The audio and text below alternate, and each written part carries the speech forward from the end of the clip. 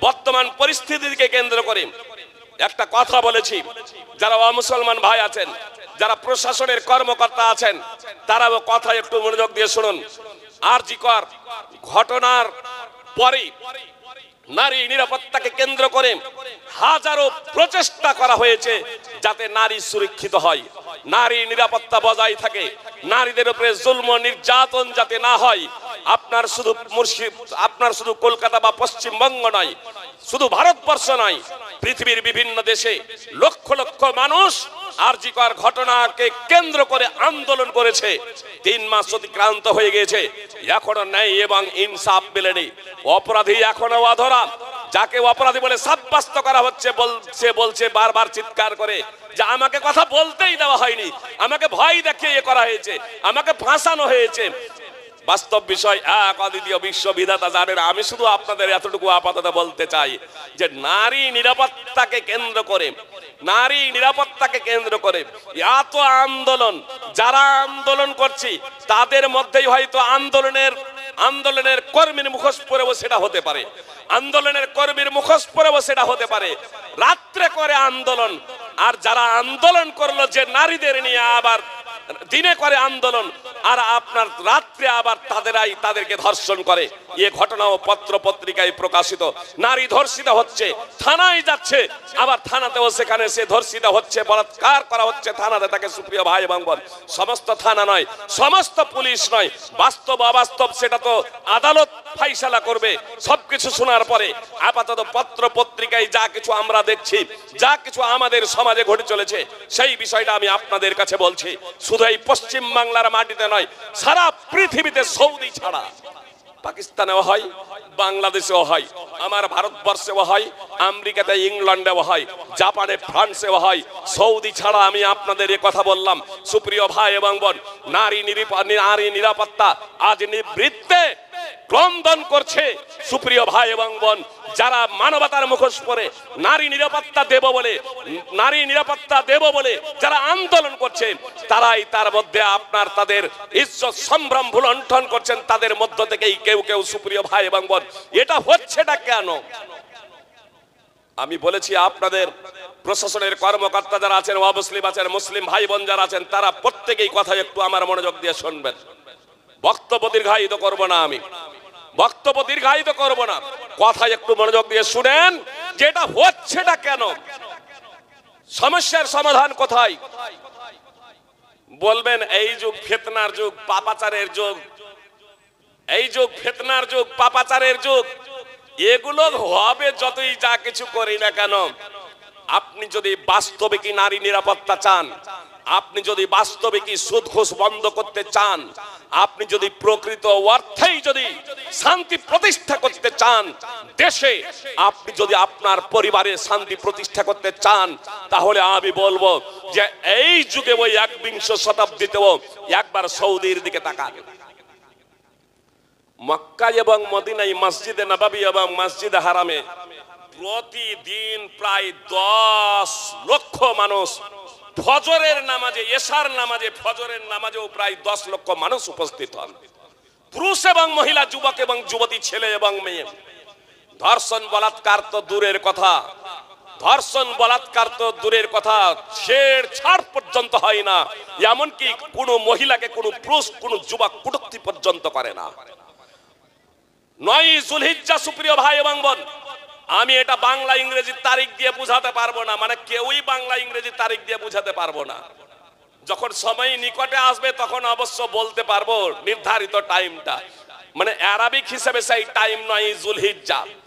9 যুলহিজ্জা দিবাগত রাতে, কুরবানির আগের দিন, সৌদি আরবে কুরবানির আগের দিন 9 যুলহিজ্জা, সূর্য অস্তমিত হয়ে যাওয়ার পরে মুজদালিফার মাঠে খোলা আকাশের নিচে, আমাদের মাথার উপরে ছাউনি আছে, সেখানে মাথার উপরে ছাউনিও থাকে না। কি গরম, কি শীত, থাকে না সেখানে মাথার উপরে ছাউনি, নাই কোনো তাবু ঘর। সুপ্রিয় ভাই এবং বোন, ইদানিং কিছু একটা তাবু এরকম হয়েছে। সুপ্রিয় ভাই এবং বোন, আপনার পূর্ণ খোলা আকাশের নিচে আমার মা এবং বোনেরা, আমার মেয়েরা, সুপ্রিয় ভাই এবং বোন, পৃথিবীর সুন্দর থেকে সুন্দরতম রমণী যুবতী আপনার থাকে ওই খোলা আকাশের নিচে মুজদালিফার মাঠে রাত্রি যাপন করে। বিভোর ঘুমে তারা ঘুমায়। সেখানে পুলিশ বন্দুক পিস্তল নিয়ে ঘোরাফেরা করেন না, ভলেন্টিয়ার বন্দুক পিস্তল নিয়ে ঘোরাফেরা করেন না, রাত্রে সবাই বিশ্রাম করেন। প্রায় 20 লক্ষ নরনারী, যুবক এবং যুবতী, মুসলিম মুসলিমা, পুরুষ এবং মহিলা 20 লক্ষ প্রায় 9 যুলহিজ্জার দিন গিয়ে সূর্য অস্তমিত হওয়ার পরে মুজদালিফার মাঠে খোলা আকাশের নিচে রাত্রে তারা রাত্রি যাপন করে, ঘুমায় একই ছাতার তলে, একই ছাদের নিচে। ছাদ বলতে আপনার আসমান, এই আসমানের নিচে এখন পর্যন্ত কেউ বলতে পারবে না যে একটা মেয়েকে কোনো যুবক ছেড়ছাড় করেছে। এ কথা বলবেন না যে সব ওই মাদ্রাসার শিক্ষকগুলো বা আনোয়ার ফাইজির মতো হয়ে সব ওখানে যায়। জি না, পৃথিবীর বিভিন্ন প্রান্ত থেকে আপনার দাড়িহীন চোর ডাকাত তারাও আপনার হজে যায়। জি, হজে যায়। তারপরেও সেখানে কেন নারী নির্যাতন হয় না? কেন সেখানে নারীকে বলাৎকার করা হয় না? কেন নারীকে সেখানে ছিটছাড় করা হয় না? সুন্দর থেকে সুন্দরতম রমণী সেখানে খোলা আকাশের নিচে একই ছাদের নিচে যুবক যুবতী সেখানে রাত্রি যাপন করে, তারপরেও সেখানে কেন বিশৃঙ্খলা হয় না? সুপ্রিয় ভাই এবং বোন, তার কারণ আপনি অনুসন্ধান করবেন না। টাইম যেহেতু আমি আপনাদের বেশি অনেক আলোচক আছেন, শুধু 2টা পয়েন্ট আমি আপনাদের বলে দিই সুপ্রিয় ভাই এবং বোন। একটা পয়েন্ট হচ্ছে আমার মা এবং বোনেরা, আমার মেয়েরা সেখানে শালীন পোশাক পরে। এক, আমার মা এবং বোনেরা শালীন পোশাক পরে। 2, চোর ডাকাত হলেও, বদমাশ হলেও, দুষ্ট হলেও যখন ওই জায়গাতে যায় মক্কা এবং মদিনা, মুজদালিফার মাঠে নিজের মানসিক ভাবনাকে পরিবর্তন করে বাড়ি থেকেই সেখানে বের হয় যে আমি আল্লাহ অভিমুখে যাত্রা করেছি, আল্লাহ আমাকে দেখছেন, আল্লাহর ভয় হৃদয়ে সদা জাগ্রত। ফলে চোখ যদি কখনো নারীর দিকে পড়েও যায়, সঙ্গে সঙ্গে চোখটাকে অবনত করে নেয়, নিচে করে নেয়, যে কারণে কোনো প্রকারের দুর্ঘটনা ঘটে না। আমার এই ভারতবর্ষেও সেটা হতে পারে। সেই অবস্থা আমরা নারী নিরাপত্তা যদি চাই, এই 2টো শালীন পোশাক এবং আমাদের মানসিক ভাবনার পরিবর্তন ঘটাতে হবে সুপ্রিয় ভাই এবং বোন। আর মানসিক ভাবনার পরিবর্তন ধর্মীয় শিক্ষা ছাড়া সম্ভব নয়। এজন্য বিখ্যাত সক্রেটিস, মানে জেনারেল শিক্ষিতদের কাছে, যাদের জেনারেল শিক্ষিতদের নিকটে বিখ্যাত সক্রেটিস, তিনি বলেছেন দা উইদাউট রিলিজিয়ন ইজ বারবারিজম। ধর্মহীন শিক্ষাই মানুষকে পশুত্বের পর্যায়ে নিয়ে যায়, উচ্চ থেকে উচ্চ ডিগ্রি। জি, কয়েকদিন আগে আপনার হাইকোর্ট সরকারি চাকরি করে ছেলে মাকে ভাত দেয় না, আবার মুসলমান সরকারি চাকরি করে ছেলে মাকে ভাত দেয় না, পরিশেষে হাইকোর্ট পবিত্র কোরআনের আয়াত পাঠ করে তাকে শোনাচ্ছে, যার এটা আল্লাহর বিধান যে তোমাকে ভাত দিতে হবে, তোমার মায়ের সেবা যত্ন করতে হবে, যেখানে মা বাবাকে পর্যন্ত করা যাবে না, এমন কোনো আচরণ করা যাবে না যাতে মা বাবা কষ্ট পাবে। সুপ্রিয় ভাই এবং বোন, মা ভাত রান্না করেছে, যদি শক্ত হয়ে যায়, লবণ বেশি হয়ে যায়, আপনি মুখ ফুটে এ কথাও বলতে পাবেন না যে কেমন করে রান্না করেছে, লবণ বেশি হয়ে গেছে, ঝাল বেশি হয়ে গেছে, লবণ দাউনি, মা দুঃখ পাবে, এইটুকু আপনি বলতে পাবেন না। আল্লাহ নিষেধ করেছেন কোরআনে। আপনি যদি মুসলিম হন, ধর্মীয় শিক্ষা ছাড়া মানবতা প্রতিষ্ঠিত হতে পারে না পৃথিবীতে। সুপ্রিয় ভাই এবং বোন, একটা উদাহরণ দিই বুঝার সুবিধার্থে, খুব সহজে এটা আপনারা বুঝতে পারবেন সুপ্রিয় ভাই এবং বোন। এবং ইসলামের প্রাসঙ্গিকতা যে বর্তমান যুগেও, অতীতে যেমন ছিল বর্তমান যুগেও তেমনি, ভবিষ্যতেও তেমনি। ইসলাম ছাড়া আমরা পারিবারিক জীবনে, এমনকি ব্যক্তিগত জীবনে শান্তি প্রতিষ্ঠা করতে সম্ভব নয়। একটা উদাহরণ দিয়ে বুঝতে সুবিধা হবে সুপ্রিয় ভাই এবং বোন। আমার পরবর্তী আলোচক সোহেল সালাফি, আপনি রেডি থাকবেন, কথা খুব মনোযোগ দিয়ে শুনুন, কয়েক মিনিটের মধ্যে আমি বক্তব্য দিতে করছি। লোহা এবং চুম্বক, এই লোহা এবং চুম্বক, এই 2টো জিনিসকে যদি পাশাপাশি রাখা হয়, একটু ডিস্টেন্সে চুপ করে থাকবে তো? লোহা এবং চুম্বককে যদি একটু ছাড়াছাড়ি পাশাপাশি রাখা হয়, তাহলে চুপ করে থাকবে? চুপ করে থাকবে না, একে অপরকে জড়িয়ে ধরবে। যদি ওদেরকে বলেন যে তোদেরকে যাতে একে অপরকে জড়িয়ে না ধরে, তাহলে কি করতে হবে? মিডিলে প্রাচীর দিতে হবে। কি বলছেন? যদি বলেন যে লোহা যাতে চুম্বককে জড়িয়ে না ধরে, চুম্বক যাতে লোহাকে জড়িয়ে না ধরে, যে দুর্বল হবে সে টানবে। লোহা যদি ভারী যদি হয় আর চুম্বক যদি হালকা হয়, তো চুম্বককে টেনে নেবে লোহাই। আর চুম্বক যদি ভারী যদি হয়, লোহা যদি হালকা হয়, তাহলে লোহাকে টেনে নেবে চুম্বকে।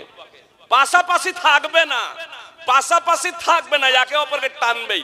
আপনি দেখছেন না গুজরাটে মা কোচি মেয়ে 57 বছরের শিক্ষক, 57 বছরের শিক্ষক দাদা তুল্য নানা তুল্য তার হাতে তুলে দিচ্ছে। প্রাথমিক বিদ্যালয়ে পড়ে কোচি মেয়ে, যে 57 বছরের শিক্ষক যে স্কুলে পড়ায় সেই স্কুলেই আপনার সেই মেয়েটা পড়তো। কোচি মেয়ে, সেই মেয়েকে আপনার বলাৎকার করে আপনার হত্যা করে দিল। এ তো অহরহ ঘটছে সুপ্রিয় ভাই এবং বোন, আপনার গুজরাটে এ তো অহরহ ঘটছে সুপ্রিয় ভাই এবং বোন।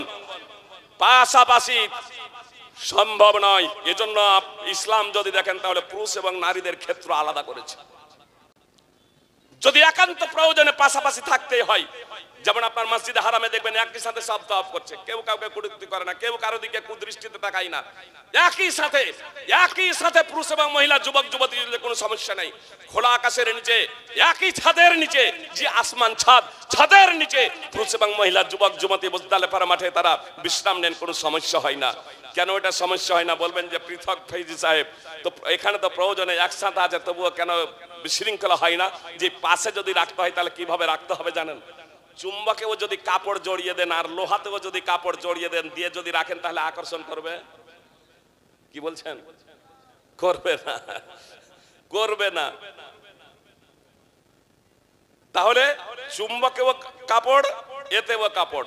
আমি আপনাদের বলেছি আমার মা বোনেরা শালীন পোশাক পরে। জি, অভিনেত্রী গেলেও সে তখন আর ওই অর্থালঙ্গ উলঙ্গ হয়ে যায় না মুজদালিফার মাঠে। মসজিদে নববী, মসজিদে হারামে প্রবেশের অনুমতি নেই। এজন্য সুপ্রিয় ভাই এবং বোন, নেই। শালীন পোশাক পরতেই হবে আপনাকে। সেখানে পিস্তল বন্দুক নিয়ে পুলিশে ঘোরাফেরা করেন না। আলহামদুলিল্লাহ কোন প্রকারের সেখানে দুর্ঘটনাও ঘটে না। দাজ্জাল যখন এই পৃথিবীতে আসবে তার একটা দিন হবে 1 বৎসরের সমান। একটা দিন হবে 1 বৎসরের সমান। আর এটা রূপক অর্থে নয়, এটা রূপক অর্থে নয়, প্রকৃত অর্থেই দাজ্জাল যখন এই পৃথিবীতে আসবে তার একটা দিন হবে 1 বৎসরের সমান। এজন্য যারা অপব্যাখ্যা করে, যারা কোন কোন জায়গায় 3 মাস 4 মাস ধরে সূর্য ডুবেই না, তো এটা তো গত বছরও ছিল, তার আগের বছরে ছিল, বছর বছর ধরে চলেই আসছে, তাই না? কি বলছেন? তাহলে ওই সব দিন না। মুহাম্মদ সাল্লাল্লাহু আলাইহি সাল্লাম মদিনাতে বলছেন আর একটা দিন হবে 1 বৎসরের সমান। একটা দিন হবে 1 বৎসরের সমান, এটা প্রকৃত অর্থে। তাহলে একটা দিন যখন 1 বৎসরের সমান হবে, তাহলে 1 বৎসর কয় মাস হলো? 12 মাস আছে, এখনো 39 দিন। একটা দিন হবে 1 মাসের সমান, তাহলে কয় মাস হলো? 13 মাস আছে, এখন 38 দিন। একটা দিন হবে 1 সপ্তাহ, হলো 7 দিন, তাহলে হলো 13 মাস 7 দিন, আর ওইদিকে 37 দিন। আবার 1 মাস লেন, হলো 14 মাস। 7 আর 7 14, 14 মাস 14 দিন। এবার বুঝে এসেছে না আসেনি? তাহলে একটা দিন এখনো 1 বছরের সমান হয় নাই। সাহাবায়ে কেরাম রাদিয়াল্লাহু তাআলা আনহুমদের সম্মুখে যখন রাসূল সাল্লাল্লাহু আলাইহি সাল্লাম এই কথা ব্যক্ত করছেন, তখন সাহাবায়ে কেরাম রাদিয়াল্লাহু তাআলা আনহুম বলছেন যে আল্লাহ রাসূল সাল্লাল্লাহু আলাইহি সাল্লাম, একটা দিন যখন 1 বছরের সমান হবে, তখন কি ওই দিনে রাতে 5 ওয়াক্তের নামাজ আমাদের জন্য যথেষ্ট হবে? আমরা যদি 5 ওয়াক্তের নামাজ পড়ি, তো ওই 5 ওয়াক্তের নামাজ কি আমাদের জন্য যথেষ্ট হবে? তো নবী সাল্লাল্লাহু আলাইহি সাল্লাম বললেন, লা, না, উকদুরুল্লাহ, তোমরা হিসাব করে পূর্ণ 1 বছরের সালাত আদায় করবে। যে দিন রাত 1 বছরের সমান হয়ে যাবে, সেই দিন রাতে 1 বছরের হিসাব করে পূর্ণ 1 বছরের নামাজ আদায় করতে হবে। তখন 5 ওয়াক্তের নামাজ যথেষ্ট হবে না। 1 বছরের আপনাকে নামাজ পড়তে হবে, 12 মাসের নামাজ পড়তে হবে, 1 দিন রাতে। একটা দিন এবং রাতে 1 বছর 12 মাসের আপনাকে নামাজ পড়তে হবে, 365 দিনের আপনাকে নামাজ পড়তে হবে। সুপ্রিয় ভাই এবং বোন, 1 বছর পূর্ণ। সহিহ মুসলিম হাদিস নম্বর 2937, নওয়াস বিন সামান রাদিয়াল্লাহু তাআলা আনহু সূত্রে বর্ণিত, এবং সুনানে আবি দাউদ হাদিস নম্বর 4321, মুসনাদ আহমদ সহ অন্যান্য হাদিস গ্রন্থে ওই হাদিস রয়েছে। তাহলে এটা স্পষ্ট হয়ে গেল যে এখনো একটা দিন 1 বছরের সমান হয়নি। কি বলছেন? ইমাম মেহেদী এবং দাজ্জাল এবং ঈসা আলাইহিস সালামের সমন্বয় ঘটবে একই সময়ে। তবে ঈসা আলাইহিস সালাম আসমান থেকে অবতরণ করবেন ইমাম মেহেদী এবং দাজ্জালের পরে। ইমাম মেহেদী এবং দাজ্জাল আসবে আগে, আর তারপরে ঈসা আলাইহিস সালাম আসমান থেকে অবতরণ করবেন। সুপ্রিয় ভাই এবং বোন, এই কথা সহিহ হাদিস দ্বারা স্পষ্টভাবে প্রমাণিত। সুনানে সহিহ মুসলিম হাদিস নম্বর 2937 এবং সুনানে আবি দাউদ হাদিস নম্বর 4321, যেখানে একটা দিন একটা বৎসরের সমান হয় নাই। তাহলে এত দ্বারা প্রমাণিত হলো এখনো ঈসা আলাইহিস সালাম আসেন নাই, আর ইমাম মেহেদীও আসেন নাই। ফলে মির্জা গোলাম আহমদ কাদিয়ানী যে নিজেকে ইমাম মেহেদী এবং ঈসা নবী বলে দাবি করেছে, এটা 100% মিথ্যা। বর্তমানে শাকিল বিন হানিফ বোম্বাইয়ের, সে নিজেকে ইমাম মেহেদী বলে দাবি করেছে, এটাও হচ্ছে একেবারে মিথ্যা, এটাও হচ্ছে মিথ্যা। সুপ্রিয় ভাই এবং বোন, ঈসা আলাইহিস সালাম যখন আসবেন তখন মুসলিমদের আমির তৎকালীন হবেন ইমাম মেহেদী। ফায়াকুলু আমিরুহুমুল মেহেদী তাআলা সাল্লি বিনা। ঈসা আলাইহিস সালাম যখন আপনার দামেস্ক তথা সিরিয়ার পূর্ব প্রান্তে আপনার মসজিদের সাদা মিনারার নিকটে যখন অবতরণ করবেন, দুইজন ফেরেশতার ডানায় ভর দিয়ে, তখন মুসলমানদের নেতা আমির ইমাম মেহেদী বলবেন, তাআলা সাল্লি বিনা, আমাদের নামাজের ইমামতি করুন, আপনার ইমামতি আমরা নামাজ আদায় করব।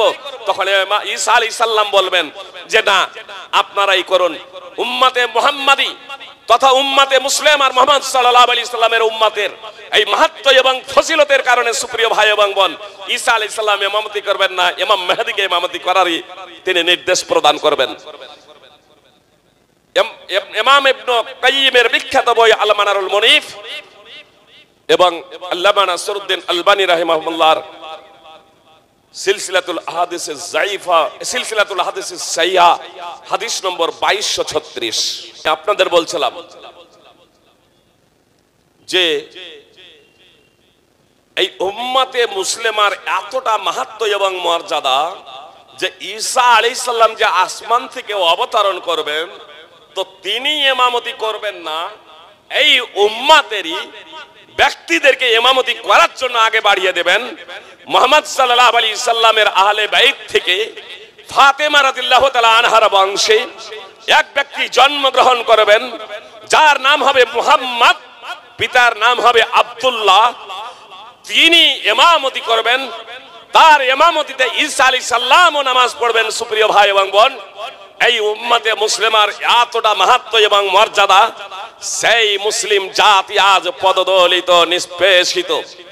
এই মুসলিম জাতির অধপতনের অন্যতম কারণ হলো যে মুসলিম জাতি কোরআন এবং সুন্নাহ সম্পর্কে অবগত নয়, কোরআন সুন্নাহ জানে না, কোরআন সুন্নাহ শিখার প্রচেষ্টা করে না। আল্লাহ তাআলা বলেছেন, ইয়ারফাইল্লাহুল্লাযীনা আমানু মিনকুম ওয়াল্লাযীনা উতুল ইলমা দারাজাত। আল্লাহ বলছেন, তোমাদের মধ্যে যারা ঈমান এনেছে এবং যাদেরকে জ্ঞান দেওয়া হয়েছে তাদেরকে আল্লাহ মর্যাদায় সমুন্নত করবেন। আল্লাহ বলছেন, তোমাদের মধ্যে যারা ঈমান এনেছে, যারা মুসলমান এবং যাদেরকে জ্ঞান দেওয়া হয়েছে তিনি জ্ঞান ধর্মীয় বিদ্যা, তাদেরকে মর্যাদায় সমুন্নত করবেন। সূরা মুজাদালা 58 নম্বর সূরার 11 নম্বর আয়াতের অংশ বিশেষ। উমর রাদিয়াল্লাহু তাআলা আনহু সূত্রে বর্ণিত, রাসূলুল্লাহ সাল্লাল্লাহু আলাইহি সাল্লাম বলেছেন, ইন্নাল্লাহা ইয়ারফাউ বিহাযাল কিতাবি আকওয়ামা ওয়া ইয়াযাউ বিহি আখারিন। নিশ্চয় আল্লাহ তাআলা এই কিতাবের মাধ্যমে, পবিত্র কোরআনের মাধ্যমে কাউকে মর্যাদায় সমুন্নত করেন, আর কোরআনের কারণেই আল্লাহ তাআলা কাউকে অপমান করেন, কাউকে অপমানিত করেন, কাউকে লজ্জিত করেন। সুপ্রিয় ভাই এবং বোন, সহিহ মুসলিম হাদিস নম্বর 817, সুনানে ইবনে মাজাহ হাদিস নম্বর 218। আজ মুসলিম জাতি লজ্জিত, পদদলিত, অনুন্নত, অবহেলিত। এর অন্যতম কারণ হলো যে পবিত্র কোরআনকে আমরা ছেড়ে দিয়েছি, সুপ্রিয় ভাই এবং বোন। এজন্য যদি আমাদের মর্যাদা ফিরে পেতে হয়, তাহলে ওহীকে আমাদের আঁকড়ে ধরতে হবে।